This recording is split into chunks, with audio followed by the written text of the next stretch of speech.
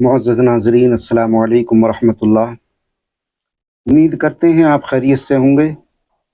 اللہ پاک آپ کو سلامت رکھے، خیر و عافیت عطا فرمائے۔ جیسا کہ آپ نے ٹائٹل پڑھا، آج کی اس ویڈیو کا ہمارا موضوع ہے کیا ناپاکی کی حالت میں سحری کی جا سکتی ہے یا نہیں۔ اس کے بعد ہم بات کریں گے کہ اگر کسی نے ناپاکی کی حالت میں سحری کی تو کیا اس کا روزہ ہو جائے گا یا نہیں۔ اور ہم آج کے اس ویڈیو میں بات کریں گے کہ اگر کسی نے ناپاکی کی حالت میں سحری کر لی تو اس وقت اس کو کس ٹائم تک، کس وقت تک غسل کر لینا چاہیے، اس کو کس وقت تک نہا لینا چاہیے۔ ان تمام موضوع پر آج کے اس ویڈیو میں ہم انشاءاللہ بات کریں گے۔ آپ پورے ویڈیو کو ضرور دیکھیے گا انشاءاللہ۔ مجھے امید ہے کہ آپ جب پورا ویڈیو دیکھیں گے تو آپ کو پوری بات بھی سمجھ میں آئے گی اور انشاءاللہ آپ کے علم میں، معلومات میں، جانکاری میں بھی انشاءاللہ اضافہ ہوگا۔ تو چلیے شروع کرتے ہیں ویڈیو کو۔ جیسا کہ ہمارا موضوع ہے کہ کیا ناپاکی کی حالت میں سحری کی جا سکتی ہے یا نہیں، تو سب سے پہلے آپ اس چیز کو سمجھ لیں کہ پاکی ایمان کا ایک حصہ ہے، پاکی ایمان کا ایک جز ہے۔ اور حدیث پاک میں آتا ہے، اللہ کے پیارے حبیب صلی اللہ تعالی علیہ وسلم ارشاد فرماتے ہیں کہ پاکی آدھا ایمان ہے، پاکی آدھا ایمان ہے۔ ایک اور حدیث پاک اللہ کے پیارے حبیب صلی اللہ تعالی علیہ وسلم نے ارشاد فرمایا کہ جس گھر میں ناپاک شخص رہتا ہو یا ناپاک لوگ رہتے ہوں، نجس لوگ رہتے ہوں، اس گھر میں اللہ کی رحمت کے فرشتے نہیں آتے۔ جس گھر میں ناپاک کوئی شخص ہو یا ناپاک لوگ رہتے ہوں، ایک یا ایک سے زیادہ، اس گھر میں رحمت کے فرشتے نہیں آتے۔ کب تک؟ جب تک وہ ناپاک شخص یا وہ ناپاک لوگ اس گھر میں رہیں گے۔ اب مجھے آپ لوگ یہ بتائیں کہ اگر گھر میں کوئی ناپاک ہو اور وہ ہمیشہ ناپاک ہی رہتا ہو، کئی کئی دن تک ناپاک رہتا ہو، تو اس گھر میں رحمتیں کیسے آ سکتی ہیں؟ اس گھر میں برکت کیسے ہو سکتی ہے؟ ہم یہ کہتے ہیں کہ جناب گھر میں برکت نہیں ہو رہی، بیماریاں ختم نہیں ہوتی، پریشانیاں ختم نہیں ہوتی۔ تو میرے عزیز، اگر آپ بھی ایسا کرتے ہیں کہ ناپاک ہونے کے بعد کئی کئی دن تک مسلسل یا بہت دیر تک ناپاک رہتے ہیں، یا آپ کے گھر میں کوئی ایسا ہے جو ناپاک رہتا ہے، تو آپ اس کو یہ تعلیم دیں، یہ بتائیں، یہ سمجھائیں کہ اس کے کتنے نقصانات ہیں۔ یہ تو حدیث پاک رہی۔ اب اپنے موضوع کی طرف آتے ہیں۔ کیا ناپاک مرد یا ناپاک عورت، لڑکا یا لڑکی، ناپاکی کی حالت میں سحری کر سکتا ہے یا نہیں؟ تو اس کا جواب ہے بالکل کر سکتا ہے۔ اگر کوئی شخص رات کو سوتے ہوئے ناپاک ہو گیا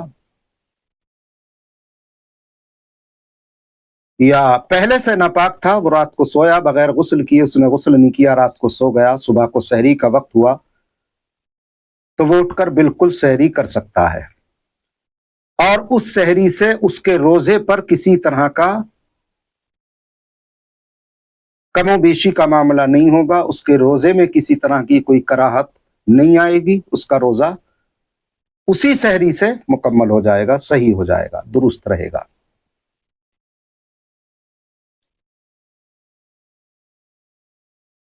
جیسا کہ اکثر و بیشتر زیادہ تر یہ ہوتا ہے کہ جس طرح سے رات میں کھانا پینا جائز ہے، اسی طرح سے جو شادی شدہ لوگ ہیں، میاں بیوی ہیں، ان کے لیے ملنا بھی جائز ہے، ملاقات بھی کر سکتے ہیں۔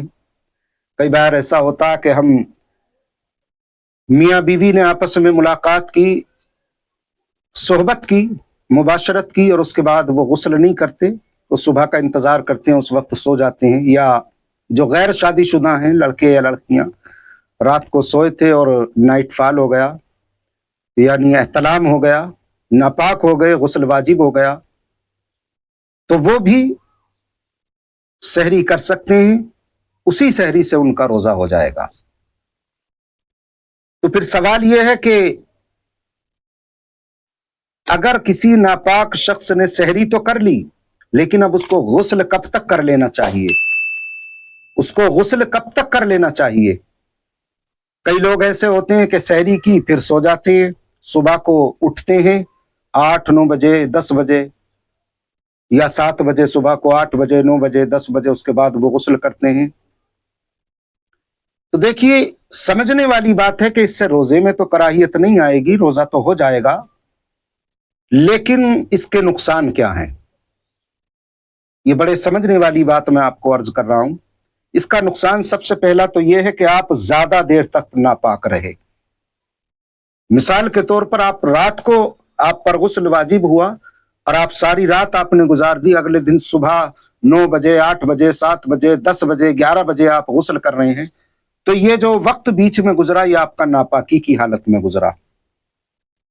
اور جب کوئی شخص ناپاک ہوتا ہے تو اس کے پاس فرشتے نہیں آتے رحمت کے، جبکہ حدیث پاک میں یہ ہے کہ روزے دار کے قرب و جوار، روزے دار کے آس پاس اللہ کی رحمت کے فرشتے رہتے ہیں جو اس کے لیے مغفرت کی دعائیں کرتے رہتے ہیں۔ تو اگر آپ نے روزہ رکھا ہے، ناپاکی کی حالت میں ہے اور ابھی تک آپ نے غسل نہیں کیا، جب تک غسل نہیں کریں گے تو وہ رحمت کے فرشتے تو نہیں آئیں گے آپ کے لیے دعا کرنے کے لیے۔ ایک بات۔ دوسری چیز یہ کہ جب تک آپ غسل نہ کر لیں تب تک آپ کوئی اور عبادت نہیں کر پائیں گے۔ آپ نے سحری کی لیکن غسل نہیں کیا تو آپ نماز بھی نہیں پڑھ پائیں گے، آپ کی نماز بھی قضا ہو جائے گی۔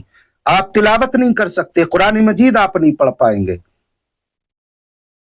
تو یہ نقصانات ہیں۔ روزہ تو ہو جائے گا، بغیر کراہت کے ہو جائے گا، لیکن حکم یہ ہے کہ جتنی جلدی ہو سکے غسل کر لیا جائے۔ پاک ہو جانا افضل اور بہتر اور ضروری ہے،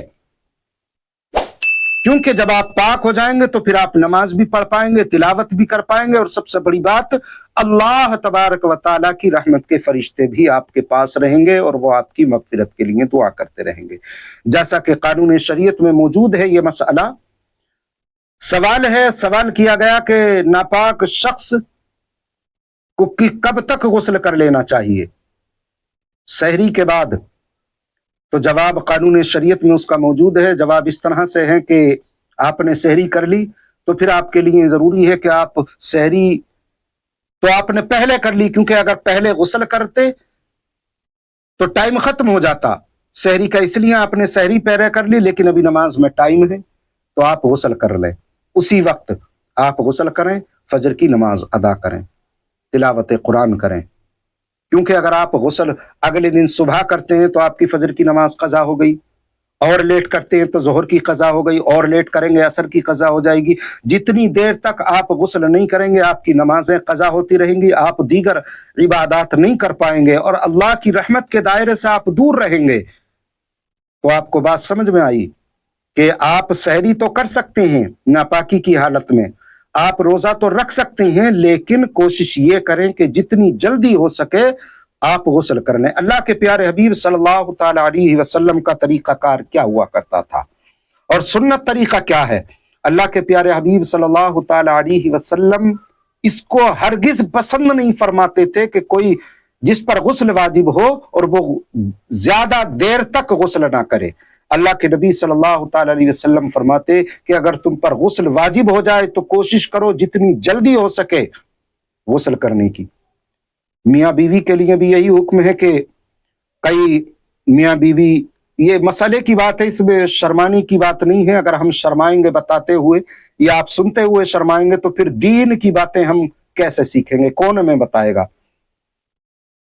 تو حضور صلی اللہ تعالی علیہ وسلم کا تو یہ معمور تھا کہ جب آپ پر غسل واجب ہوتا تو آپ پہلے غسل کرتے، اس کے بعد اپنے بستر پر جاتے، غسل کرنے کے بعد ہی آپ اپنے بستر پر جاتے، کبھی ناپاک نہیں رہتے۔ اللہ کے حبیب صلی اللہ تعالی علیہ وسلم کبھی ناپاک بستر پر نہیں جاتے، کبھی سوتے نہیں تھے ناپاک، آج قوم مسلم کا یہ حال ہے کہ جناب اللہ سرے شام ہم ناپاک ہو جاتے ہیں اور اگلے دن دوپہر تک یوں ہی گھومتے رہتے ہیں، کھاتے پیتے رہتے ہیں، سارے کام کرتے رہتے ہیں ناپاکی کی حالت میں۔